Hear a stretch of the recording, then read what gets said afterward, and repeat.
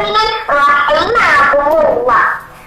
Sekarang timbul satu pertanyaan, siapa yang sebenarnya yang mampu melakukan revolusi besar-besaran dalam situasi dan kondisi yang tidak menentu?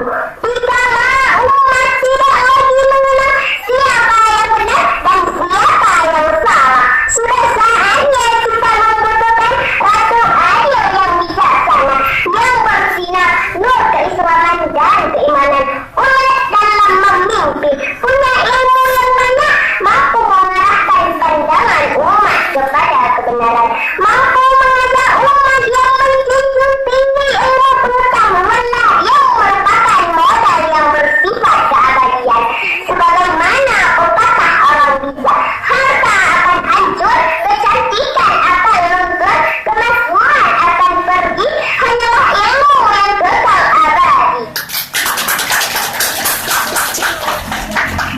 Kaum muslimin muslimah rahimakumullah, manusia yang berilmu tanpa disesatkan dengan iman akan membuat mereka semakin angkuh dan semakin durja, merasa diri semakin hebat, sehingga ilmu yang telah mereka miliki tidak pernah mendatangkan manfaat, malah justru menjadi bumerang untuk membadahi masyarakat kecil.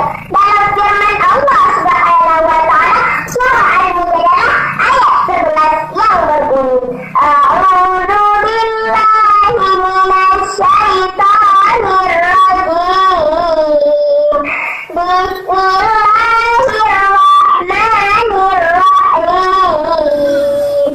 Yarfa'illahu alladhina amanu minkum walladzina utul ilma darajat.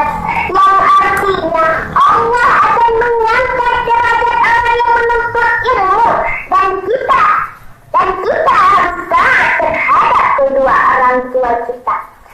Selain mempunyai ilmu pengetahuan, jangan lupa kita terhadap kedua orang tua kita yang telah melahirkan kita ke dunia ini.